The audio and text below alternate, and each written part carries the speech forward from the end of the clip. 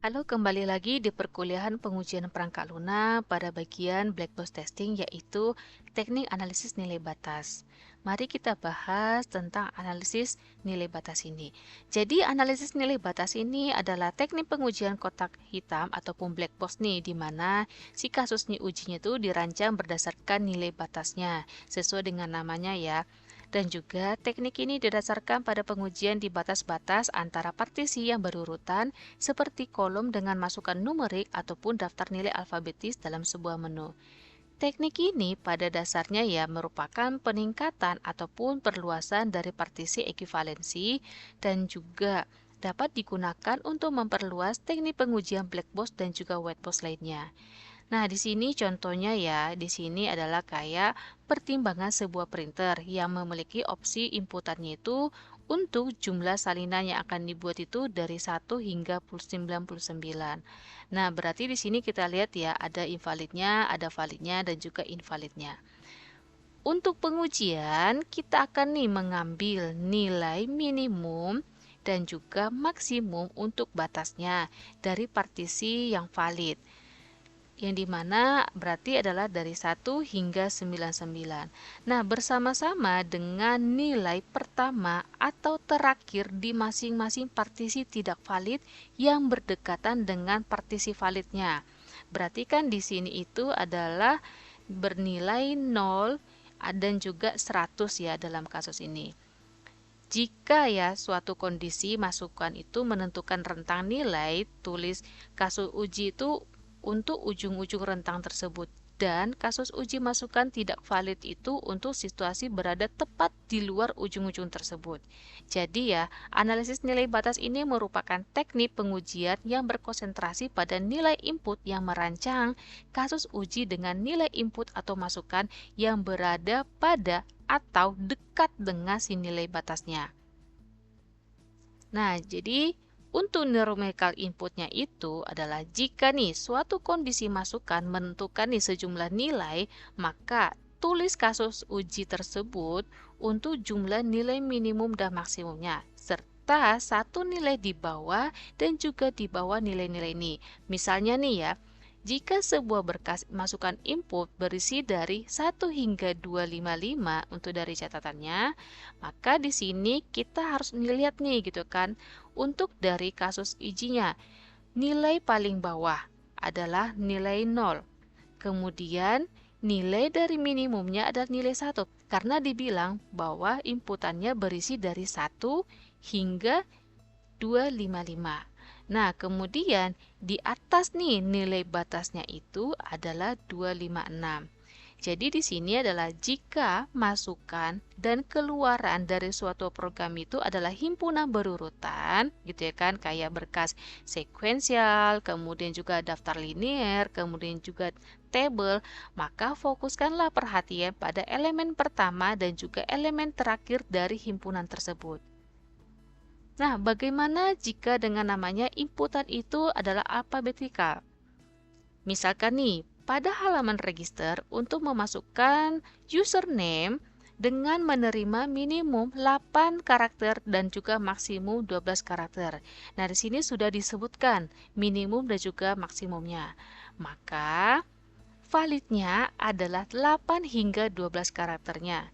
Kemudian untuk rentang invalidnya kita ambil di bawah dari batas, yaitu adalah 7 atau kurang dari 7 karakternya.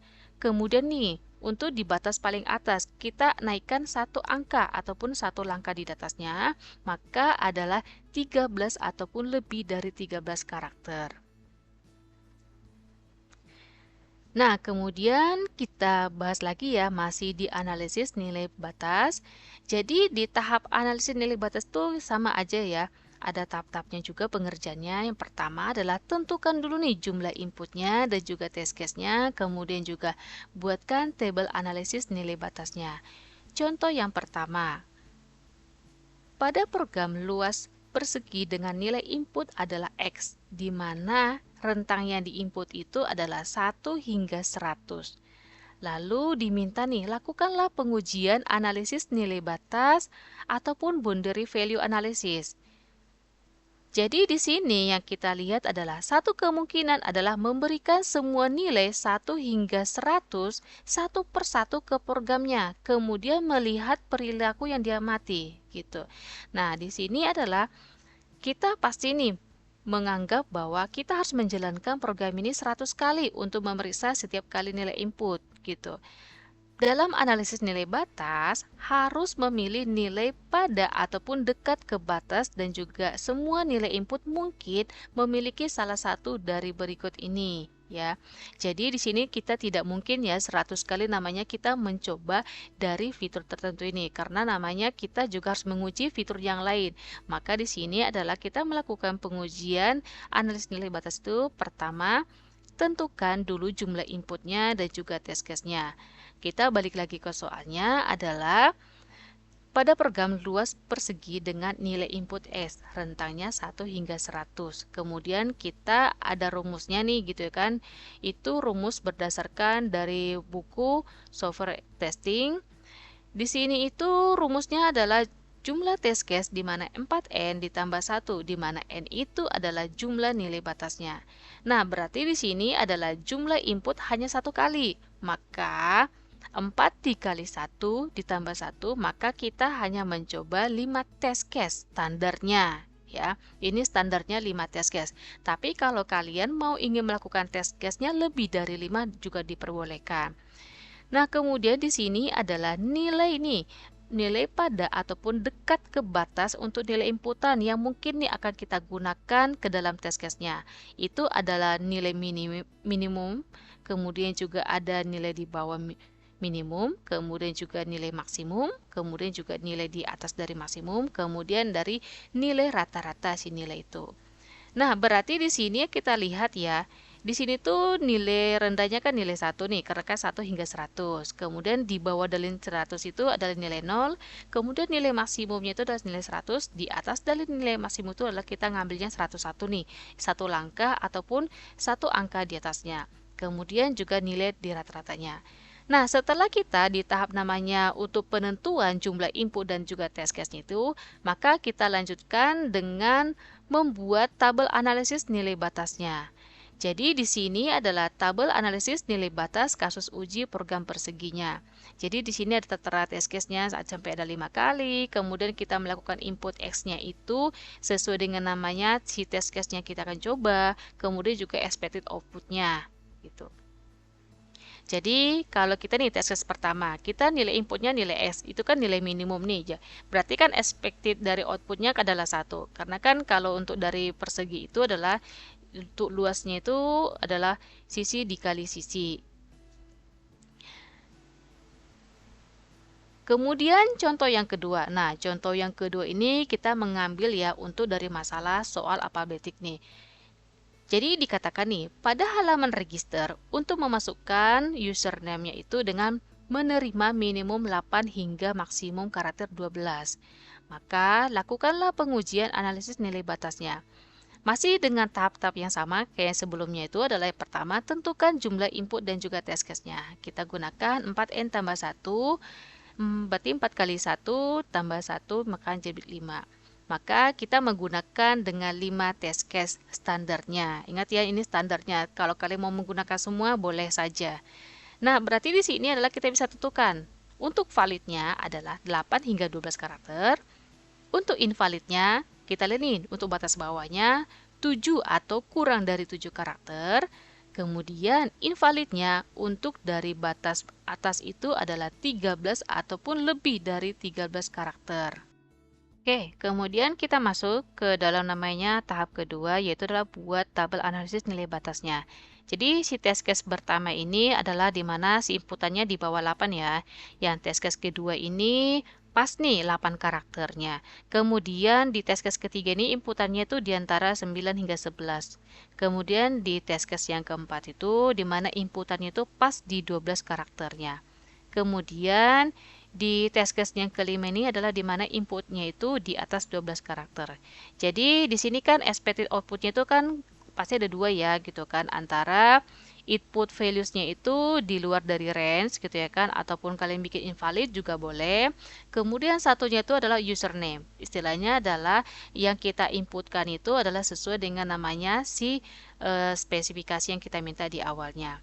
Nah, kalau si test case pertama nih, test case pertama ini kan karena inputannya itu dibawa dari si 8 ya.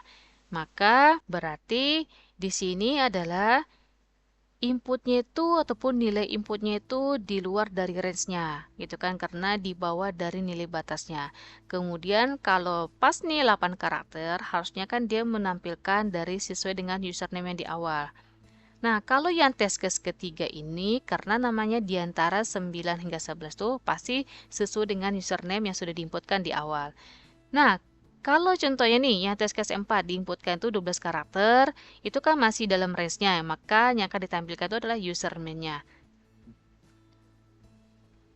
Untuk yang test case kelima, yang dimana inputannya itu di atas dari 12 karakter, maka dia expected outputnya nilai inputannya itu di luar dari nilai range-nya. Nah, di sini karena sudah belajar tentang namanya tabel test case, maka silakanlah buat contoh untuk tabel test case-nya seperti soal sebelumnya dengan isian seperti ini. Nah, kemudian kita membahas tentang exercise ya, yang sebelumnya itu di bagian dari ekivalensi partisi. Nah, di sini adalah dikatakan soalnya ya, rekening tabungan di bank mendapatkan suku bunga yang berbeda tergantung pada saldo dalam rekening tersebut. Untuk menguji perangkat lunak yang menghitung bunga yang jatuh tempo, kita dapat mengidentifikasikan rentang nilai saldonya yang mendapatkan suku bunga yang berbeda. Misalkan jika saldo dalam rentang 0 hingga 100 dolar memiliki suku bunga 3%.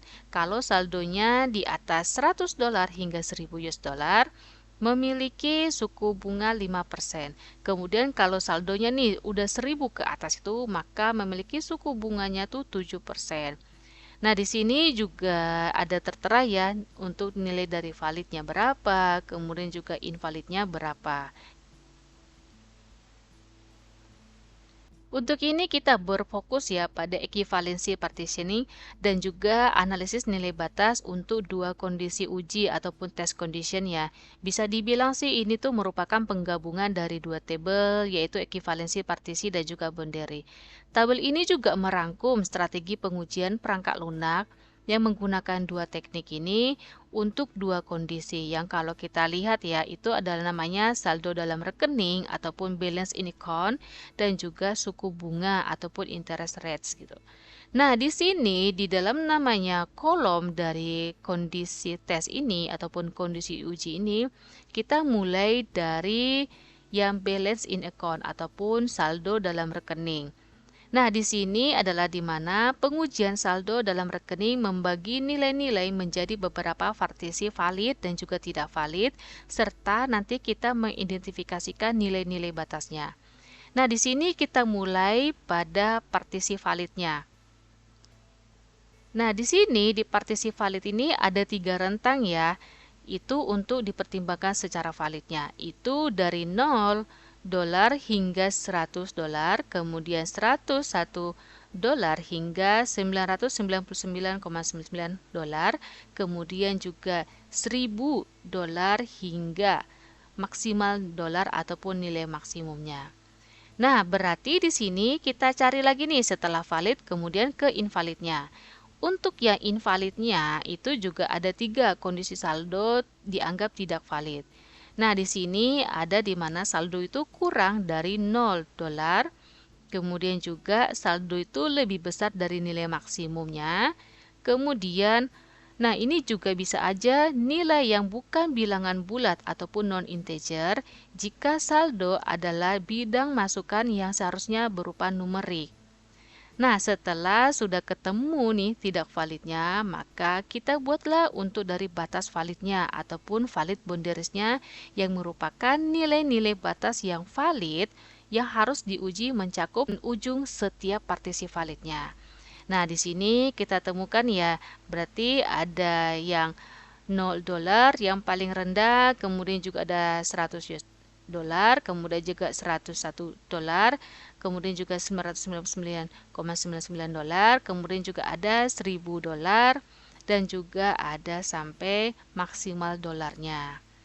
Nah, kemudian untuk dari batasannya juga ada ya untuk dari sisi dari tidak valid, yang itu merupakan nilai-nilai yang berada tepat di luar batas valid yang perlu diuji.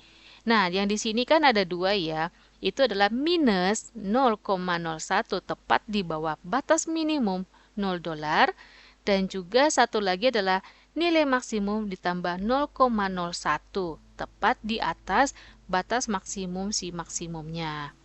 Nah, kemudian ya, kita masuk ke dalam namanya suku bunganya untuk di dalam kondisi ujinya.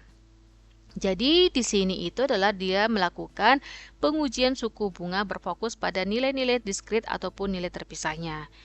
Nah, di sini kita masuk ke dalam namanya partisi validnya ya di sini.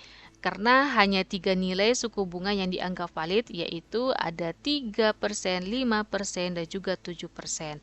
Dan kemudian untuk partisi yang tidak validnya itu ada nih, dikatakan any other value, berarti nilai selain dari 3%, 5%, atau 7%. Nah, kemudian juga ada non-integer, berarti nilai yang bukan bilangan bulat. Nah, kemudian yang terakhir itu adalah di mana no interested calculated, berarti kondisi di mana bunga tidak terhitung. Nah, kemudian kita mencari batasnya ya. Yang pertama adalah batas dari validnya. Nah, di sini untuk dari si batas valid dan juga si batas invalid itu adalah untuk kondisi ini konsep batasnya seperti nilai di sekitar batas rentangnya. Kemudian di sini ada namanya not applicable, yang berarti adalah tidak berlaku. Karena suku bunga yang valid adalah nilai-nilai diskrit yang spesifik. Kemudian juga untuk boundary yang tidak valid sama juga ya, not applicable, karena di sini juga suku bunganya juga yang valid adalah nilai-nilai diskrit yang spesifik. Oke, sekarang kita masuk ke decision table testing ataupun pengujian tabel keputusan, ataupun nih kalau kalian lihat di buku dari Glenn Ford dengan judul buku The Art of Software Testing itu namanya ataupun sinonimnya itu adalah cause effect graphing. Jadi di dalam namanya pengujian nih, tabel keputusan ataupun decision table testing itu merupakan teknik pengujian black box di mana kasus uji dirancang untuk mengeksekusi kombinasi masukan dan atau dari sebab gitu kan yang ditunjukkan dalam sebuah tabel keputusan. Nah, jadi di sini adalah di mana ekivalensi partisi dan juga analisis nilai batas itu sebenarnya kan lebih berfokus ya pada antarmuka pengguna. Sementara itu, kalau pengujian dari si tabel keputusan ini dan juga pengujian transisi keadaan ini ya nanti ada state transition test itu nanti akan lebih berfokus pada logika bisnis dan juga aturan bisnisnya. Tabel keputusan ini ataupun decision table ini terkadang juga ya disebut dengan tabel sebab akibat. Makanya tadi itu di buku The Art of Software Testing itu menyatakan bahwa ini merupakan cause effect testing. Tabel keputusan itu menyediakan ya cara-cara yang sistematis untuk menyatakan aturan bisnis yang kompleks nih yang berguna bagi para pengembang maupun nanti para testernya. Di sini ya menggunakan tabel keputusan itu untuk desain dari pengujian ya, yang dimana digunakan untuk identifikasi fungsi ataupun subsistem yang sesuai dengan perilaku untuk reaksi sesuai dengan kombinasi masukan ataupun kejadian. Kemudian juga dimasukkan elemen-elemen tersebut ke dalam tabel dengan mencantumkan semua kombinasi itu ya, benar atau salah ataupun true ataupun false setiap nanti si aspeknya. Jadi intinya adalah pada teknik ini adalah teknik yang paling populer ya untuk program kecil dan mempertimbangkan kombinasi berbagai input yang tidak tersedia dalam teknik seperti analisis nilai batas dan juga pengujian kelas ekivalensi. Nah, di sini ada sebuah contoh ya. aplikasi pinjaman di mana dapat memasukkan jumlah cicilan bulanan ataupun jumlah tahun ya yang kita butuhkan itu untuk melakukan proses pelunasan ataupun sekarang nih istilahnya adalah jangka waktu pinjaman. Nah, jika kita memasukkan keduanya gitu kan, kita berasumsi bahwa sistem akan membuat kompromi antara keduanya jika terjadi konflik. Nah, jadi kalau nih kedua kondisi tersebut adalah jumlah cicilan dan juga jangka waktu, jadi kita akan memasukkan ke dalam tabel. Nah, di sini kita lihat ya ada tabel di mana kondisinya itu adalah jumlah cicilan yang telah dimasukkan dan juga nanti adalah jumlah jangka waktu pinjaman yang telah dimasukkan. Di sini juga ada ya untuk dari rule-rule-nya 1, 2, 3, 4. Oke, selanjutnya adalah kita akan mengidentifikasikan semua kombinasi benar, salah, ataupun true atau false. Nah, di sini kita ingatkan kembali ya, kondisinya ada dua, jumlah cicilan yang telah dimasukkan dan juga jangka waktu pinjaman untuk yang dimasukkan. Jadi, di sini ya, kita itu akan mengidentifikasikan itu kondisi-kondisi yang dimana kalau dia untuk kondisi jumlah cicilan yang telah dimasukkan, statusnya apakah jumlah pembayaran bulanan telah diisi? Kalau diisi maka nanti akan terisi huruf T, true. Kalau contohnya salah ataupun tidak diisi, maka nanti ada simbol F. Nah, kemudian juga sama ya untuk kondisi jangka waktu pinjaman itu kalau sudah dimasukkan, maka statusnya apakah jangka waktu pinjaman telah diisi? T itu benar ataupun diisi, F itu salah atau tidak diisi. Nah, kemudian kita identifikasikan ya hasil yang benar untuk setiap kombinasinya. Berdasarkan dari kondisi yang sudah dikombinasikan, maka ya di sini akan ada namanya action ataupun outcome ataupun tindakan ataupun hasil. Nah, di sini itu adalah tentang nih proses jumlah pinjaman, apakah sistem akan menggunakan jumlah pinjaman dalam penghitungan? Itu nanti akan gunakan ya. Nah, kemudian nih proses jangka waktunya, apakah sistem akan menggunakan jangka waktu dalam penghitungan? Maka nanti akan muncul simbol Y atau ya. Nah, di sini akan kita membahas tentang rules ataupun aturan di sini. Kita mulai dari rules yang pertama. Jika jumlah cicilan telah dimasukkan, T, true, dan jangka pinjaman telah dimasukkan, true, maka sistem akan memproses jumlah pinjamannya, yes, dan juga memproses jangka waktunya. Nah, di sini adalah diasumsikan sistem akan membuat kompromi karena keduanya sudah diisi. Kemudian kita masuk ke aturan yang kedua. Nah, aturan kedua ini yang dimana ya, jika jumlah cicilan telah dimasukkan dan jangka waktu pinjaman belum nih dimasukkan, maka nanti ya sistemnya itu akan memproses jumlah pinjamannya. Nah, tapi di sini adalah jangka waktu tidak diproses ataupun tidak ditentukan. Nah, jadi implikasinya adalah sistem akan menghitung jangka waktu berdasarkan dari jumlah cicilannya saja. Nah, selanjutnya adalah kita masuk ke rule yang ketiga. Rule yang ketiga itu kalau kita lihat ya ada false dan juga ada true. Nah, di sini adalah jika jumlah cicilan belum dimasukkan false dan juga jangka waktu pinjamannya telah dimasukkan, maka sistem akan memproses jangka waktunya, yes. Dan jumlah pinjamannya tidak diproses ataupun tidak ditentukan. Implikasinya adalah sistem akan menghitung hanya jumlah cicilan berdasarkan dari jangka waktunya. Nah, kemudian kita lihat di aturan yang keempat ini. Berarti kedua-duanya false ya.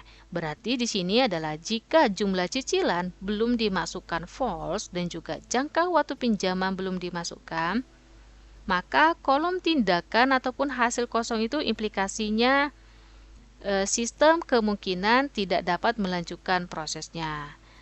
Kita lihat ya karena di aturan 4 ini terlalu menggantung. Jadi tabel tersebut yang sebelumnya itu telah menyoroti ada satu kombinasi yang tidak disebutkan dalam spesifik untuk contoh ini. Jadi kombinasi ini seharusnya menghasilkan ya pesan kesalahan kayak gitu ya kan. Jadi kita perlu nih tambahkan tindakan ataupun actionnya lainnya. Nah, jadi di sini ada namanya error message. Nah, kemudian di sini ya misalkan pelanggan itu tidak diizinkan memasukkan jumlah cicilan atau prepayment itu dan juga jangka waktu pinjaman nih sekaligus. Seharusnya kan harus ada nih pesan kesalahan jika keduanya dimasukkan. Nah, kita bahas ya di sini tuh. Nah, tabel ini menetapkan 4 aturan sama seperti sebelumnya tuh, cuman di sini adalah berdasarkan dua kondisi tertentu nih, gitu. Yang dimana jumlah pembayaran kembali ataupun cicilannya itu dan juga jangka waktu pinjamannya itu dimasukkan. Kita mulai dari rule yang pertama. Rule yang pertama adalah jika jumlah cicilan dimasukkan true, kemudian nih jangka waktu pinjaman juga true, maka sistem akan menampilkan pesan kesalahan. Ini menunjukkan bahwa kedua kolom tidak boleh diisi bersamaan ya. Karena kan kita dari awal kan sudah kasih tahu nih, misalkan pelanggan tidak diizinkan untuk memasukkan kedua-duanya sekaligus gitu. Makanya ketika dua-duanya true, karena dua-duanya diisi, maka hasilnya adalah pesan salah, error message. Gitu. Kemudian kita masuk ke dalam rule 2 ini. Nah, aturannya nih di sini, jika jumlah cicilan telah dimasukkan, true ya, tetapi jangka waktu pinjamannya belum dimasukkan. Nah, maka sistem akan memproses nih jumlah pinjamannya. Nah, kemudian kita pergi ke aturan ketiga. Aturan ketiga itu nih kita lihat ada juga yang false-nya nih gitu. Jika jumlah cicilan belum dimasukkan, tetapi jangka waktu pinjamannya sudah dimasukkan, maka sistem akan memproses jangka waktunya saja. Nah, kemudian di aturan yang terakhir ini adalah kita lihat nih ada false nih kedua-duanya. Berarti jika nih jumlah cicilan belum dimasukkan dan jangka waktu pinjaman juga belum dimasukkan, maka sistem akan menampilkan pesan error ya, pesan kesalahan gitu. Ini menunjukkan bahwa setidaknya satu dari kedua kolom harus diisi, tetapi tidak bisa diisi kedua-duanya gitu. Nah, berarti intinya adalah sistem hanya akan memproses pinjaman baik berdasarkan jumlah pinjaman ataupun jangka waktunya itu jika tepat satu dari dua kondisi tersebut nih, itu yang diisi. Jika keduanya diisi atau keduanya kosong, sistem akan menampilkan pesan kesalahan.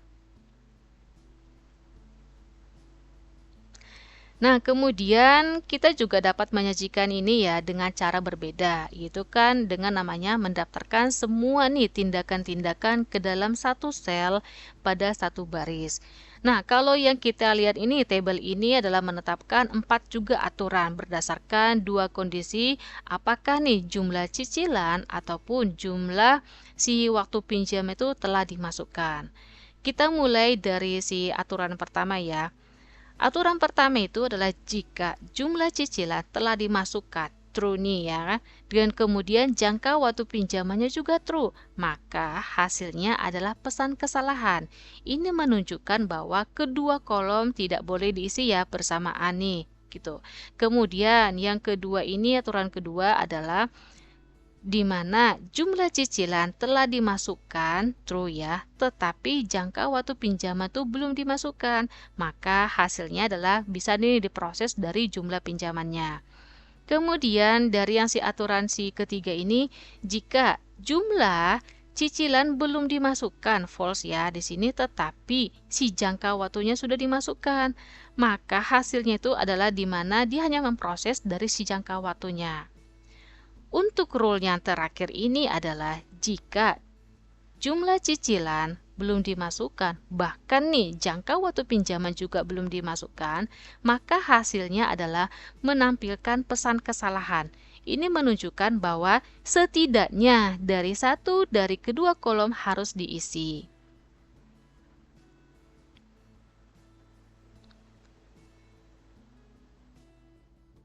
Kemudian kita masuk ya ke contohnya lain itu adalah di kartu kredit nih. Jadi soalnya adalah jika nih kita adalah nasabah baru yang membuka rekening kartu kredit. Nah, nanti akan mendapatkan diskon 15% ya untuk semua pembelian hari ini.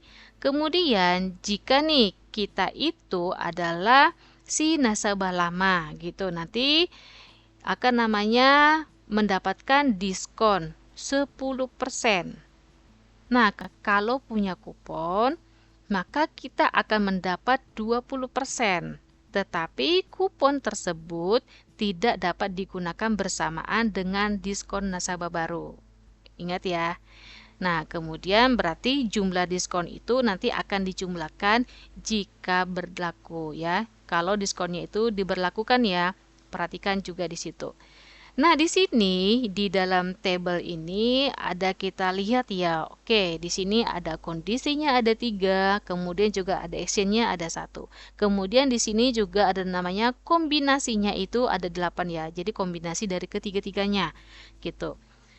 Di mana si kondisinya itu akan menentukan diskon ya. Kayak tadi kan nasabah baru itu 15%, kemudian juga nanti untuk yang dia sebagai nasabah lama ataupun kayak loyalitas itu nanti akan dapat 10%. Kemudian juga nanti kalau dia punya kupon itu nanti dapat 20%. Jadi perlu diperhatikan bahwa nanti ya si nasabah baru itu 15% ya tidak dapat digunakan bersamaan dengan si kupon 20% ini.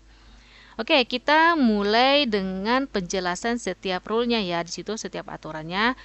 Oke, sekarang kita masuk ke aturan pertama. Aturan pertama nih, gitu ya kan. Nah, di sini adalah dikatakan jika pelanggan adalah nasabah baru.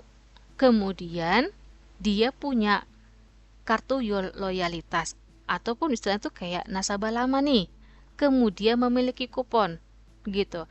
Karena diskon nasabah baru 15% tidak dapat digabungkan dengan kupon 20%, hasil diskon itu tidak dapat dihitung dengan mudah dan ditandai sebagai X. Ini menunjukkan bahwa ada konflik aturan yang harus diselesaikan. Karena kenapa ini nasabah baru, tapi dia dianggap sebagai namanya nasabah lama. Kayak gitu. Kemudian nih, kita masuk ke rule yang kedua. Rule yang kedua ini adalah jika pelanggan adalah nasabah baru tapi memiliki kartu loyalitas.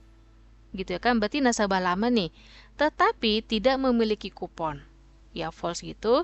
Nah, di sini adalah diskon yang berlaku 15% ditambah 10% yang seharusnya 25% ya. Nah, tapi di sini itu diskonnya ditandai nilai X gitu ya kan. Berarti ini mungkin menunjukkan bahwa kombinasi ini juga perlu nih kita tinjau lagi nih ataupun kita tetapkan secara eksplisit gitu ya kan. Kenapa sampai namanya diskon itu nilai X gitu. Secara logika kan kita sudah ketahuan ya, kok nasabah baru tapi kenapa punya namanya kartu loyalitas. Kan kartu loyalitas itu adalah untuk nasabah lama. Oke, kemudian kita lanjut dulu nih untuk dari si rule-nya ketiga. Jika pelanggan adalah nasabah baru, kemudian tidak memiliki kartu loyalitas, gitu ya kan, tetapi memiliki kupon. Nah, karena diskon nasabah baru itu tidak dapat digunakan bersamaan dengan kupon, maka hanya kupon si 20% ini yang akan digunakan. Ini adalah yang kita lihat ya. Jika pelanggannya itu adalah nasabah baru, tidak memiliki kartu loyalitas, kemudian juga tidak memiliki kupon, maka diskon yang berlaku adalah 15% sebagai namanya diskon nasabah baru. Kemudian kita masuk ke aturan yang kelima. Nah, jadi di sinilah jika pelanggan bukan nasabah baru, kemudian juga punya namanya kartu loyalitas dan juga punya kupon gitu kan, maka diskon yang berlaku itu adalah loyalitas 10% ditambah 20%.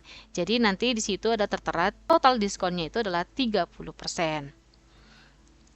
Kemudian kita masuk ke rule yang keenam. Nah, di sini adalah jika pelanggan bukan nasabah baru, tapi dia punya nih kartu loyalitas, tapi tidak punya kupon gitu kan. Berarti di sini diskonnya itu berlaku adalah 10% ya, sesuai dengan si diskon kartunya. Nah, kemudian juga kita lanjut lagi untuk di rule yang ketujuh. Nah, jika pelanggan bukan nasabah baru, tapi tidak punya kartu loyalitas, tapi punya kupon nih gitu ya kan. Nah, berarti si diskon itu berlaku sesuai dengan diskon kupon saja.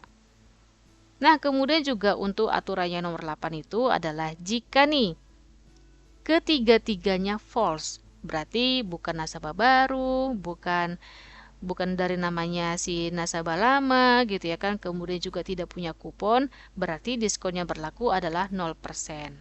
Nah, catatan di sini adalah aturan 1 dan juga 2 itu ditandai ya tadi kan nilai X ya, yang umumnya itu menunjukkan hasil yang tidak mungkin, impossible, ataupun istilahnya mungkin tumpang tindih kah, ataupun yang perlu nih kita tinjau lagi nih gitu.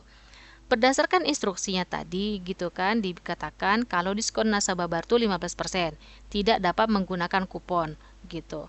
Oleh karena itu pada aturan 1 dan 3 itu adalah jika kuponnya 20% ada gitu ya kan, kupon tersebut harus diprioritaskan atau diproses secara eksklusif dengan diskon lainnya yang diizinkan. Misalkan entah ada loyalitas kayak gitu kan. Nah, tapi di sini adalah kita mengabaikan diskon nasabah barunya. Nah, kemudian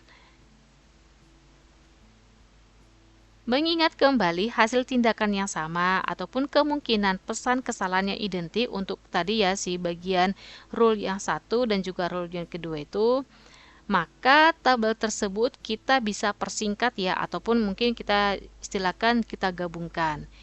Jadi kita lihat ya di sini tuh rule pertama jadi digabungkan dengan rule yang kedua. Jadi di sini adalah aturannya untuk yang pertama itu antara ada ataupun tidak ada kupon, tetapi tidak diperhitungkan ataupun tidak hiraukan saja pada bagian diskonnya. Nah, kemudian ini ada exercise ya. Exercise itu kalau kita baca soalnya, seorang turis berusia 21 tahun dan memiliki SIM liburan ke kota Batam. Penyewaan mobil di Batam itu memiliki aturan khusus ya jika disewa untuk bisnis, nanti ada biaya tambahannya.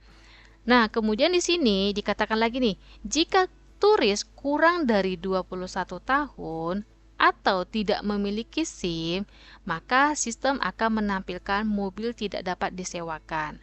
Nah, di sini lakukanlah pengujian decision table testing di rumah dan selamat mencoba.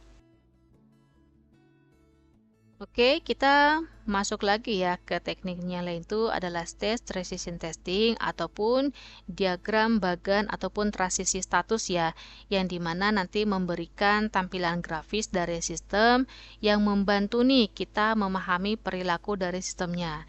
Nanti di sini adalah test case-nya itu dapat dirancang berdasarkan dari pemahaman dari si perilaku ini.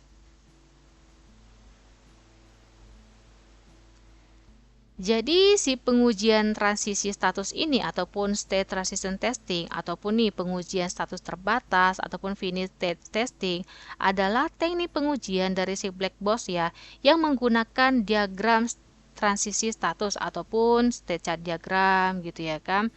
Nah, ataupun pakai tabel status ya untuk menurunkan dari si kasus uji. Tujuannya adalah untuk mengevaluasi apakah item yang diuji itu berhasil menjalankan transisi yang valid ataupun memblokir transisi yang tidak valid.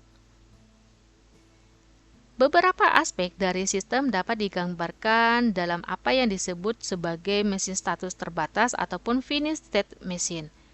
Sistem status terbatas sering ditampilkan dalam bentuk diagram status ya ataupun state diagram ataupun state chart diagram. Nah, di sini juga kondisi uji dapat diturunkan dari diagram status dengan berbagai cara. Setiap status dapat dicatat sebagai kondisi uji, begitu pula setiap transisinya. Di sini ada contoh ya, untuk dari state transisi test ini, kita ambillah untuk dari state chart diagramnya tentang ATM. Jadi diagram ini menggambarkan dari alur status ataupun state dan juga transisi saat pelanggan menggunakan kartu dan juga PIN pada mesin ATM-nya. Oke, kita mulai ya dari tahap awal nih, itu di bagian start, di mana terdapat transisi ketika kartu dimasukkan ataupun card inserted, sistem berpindah ke status wait for PIN ataupun menunggu untuk PIN-nya. Nah, kemudian di status yang kedua adalah transisinya adalah ketika pelanggan memasukkan PIN, sistem akan berpindah nih ke status percobaan yang pertama.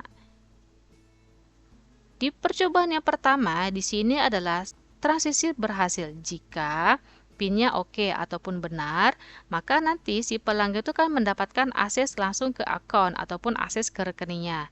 Nah, jadi kalau gimana nih ada transisi gagalnya?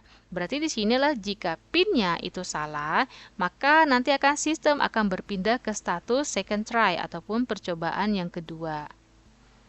Nah, di percobaan yang kedua ini transisinya berhasil jika kalau kita masukkan PIN-nya benar.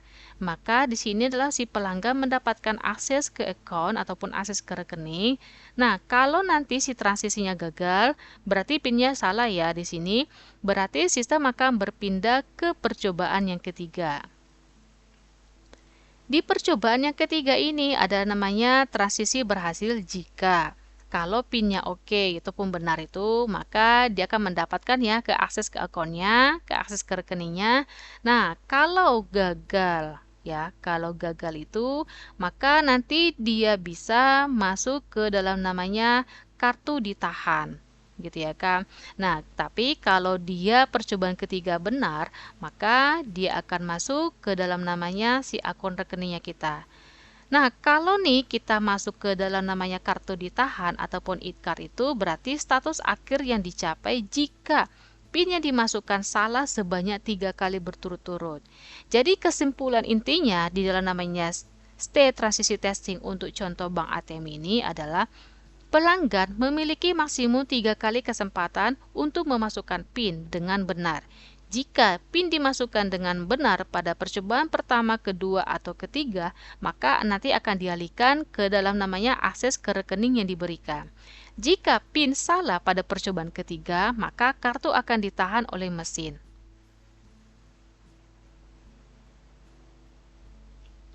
Kemudian kita melakukan nih pengujian untuk transisi invalidnya.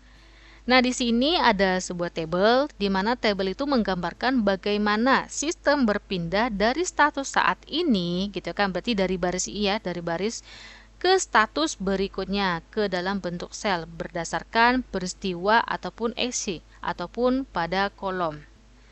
Nah, kita mulai pada status yang pertama ya.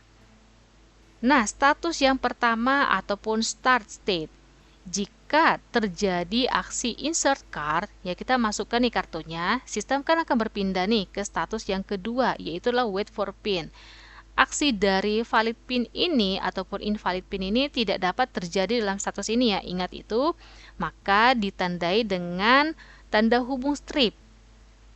Kemudian kita masuk ke dalam status yang kedua, wait for PIN. Nah, di sini kan kita sudah insert kartu ya. Jadi namanya tidak ada namanya terjadi lagi karena itu sudah terjadi di status yang pertama. Jadi untuk yang insert kartu karena tidak ada terjadi lagi maka kita tandain stripnya. Nah, jika PIN-nya valid, sistem akan berpindah ke status ke yang keenam ya, akses account. Nah, tapi kalau contohnya jika PIN-nya invalid, maka nanti sistem akan berpindah status ke status yang ketiga, first try invalid. Kemudian kita ke yang status ketiga. Itu adalah first try invalid nih. Nah, di sini seperti juga untuk yang status kedua itu kan tidak ada lagi nih proses dari insert card itu, maka kita tandai stripnya. Kemudian jika nih pada status yang ketiga ini gitu kan PIN valid, maka sistem akan berpindah ke status yang keenam. Ya kan, itu kan berarti mengakses ya, mengakses rekeningnya. Nah, kalau contohnya nih PIN-nya invalid itu, maka sistem akan berpindah ke status yang ke S4 ya. Berarti di sini adalah untuk percobaan kedua kalinya, gitu. Nah, kemudian ke status yang keempat nih, sama juga seperti yang tadi, berarti di dalam nama insert card itu tetap namanya tidak terjadi ya, karena sudah terjadi sebelum-sebelumnya pakai strip. Jika PIN-nya valid, maka sistem berpindah ke nanti ke status yang keenam, ya kan, access account. Nah, kemudian ketiga adalah jika PIN-nya tidak valid, maka sistem akan berpindah ke third try invalid, berarti kan percobaan yang ketiga. Nah, di sini adalah di status yang kelima ya. Ini udah namanya percobaan ketiga ya. Karena invalid itu berarti kalau gitu ya kan, kalau contohnya dia invalid, maka langsung ya sistem itu akan berpindah menampilkan status itu kartu ditahan. Kemudian di status yang keenam ini adalah di mana melakukan akses account ya. Jadi di sini tuh sudah tidak ada insert card karena itulah proses ketika namanya sudah melakukan input valid PIN.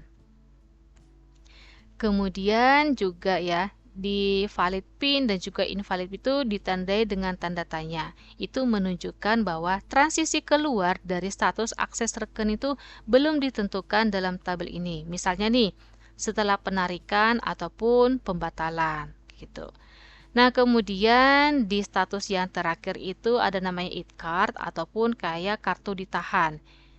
Jadi, di sinilah jika terjadi namanya insert card gitu kan, sistem kembali ke status yang pertama, start state. Tetapi dicatat ya bahwa ini berlaku untuk kartu baru. Kemudian aksi valid PIN dan juga invalid PIN itu tidak dapat terjadi. Karena kan ini udah namanya melewati batas dari penginputan PIN-nya. Kemudian juga untuk dari inti alur ini dikatakan bahwa setelah kartu dimasukkan nih di status yang pertama, kedua gitu ya kan, pelanggan memiliki 3 kali kesempatan untuk memasukkan fit yang valid, yaitu adalah di session yang kedua, state yang ketiga, dan juga state yang 4. Jika PIN-nya valid, maka akan nanti masuk ke akses rekening, ke status yang keenam. Jika PIN salah pada percobaan ketiga, yaitu adalah di state yang kelima, kemudian juga sampai namanya kartu ditahan di S7, setelah kartu nanti ditahan, proses hanya dapat dimulai kembali dengan kartu baru.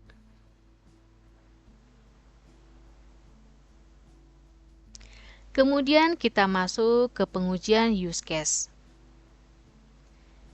Jadi, pengujian use case ini ataupun kasus penggunaan ini juga dikenal dengan sebagai pengujian skenario ataupun skenario testing ya, ataupun pengujian skenario pengguna, user skenario testing.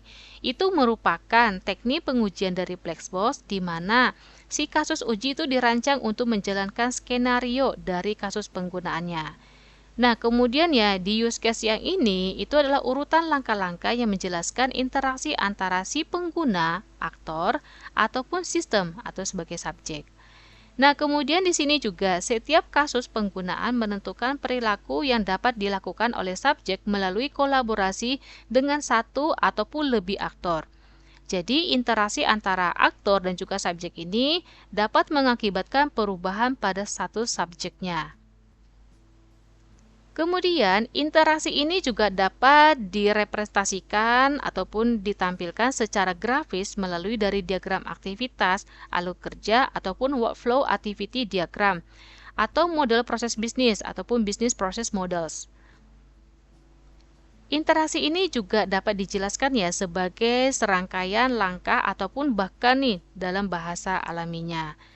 Kemudian juga cakupan pengujian kasus penggunaan itu ataupun coverage dapat diukur sebagai persentase perilaku kasus use case ini yang telah diuji, kemudian dibagi dengan total jumlah perilaku kasus penggunaannya.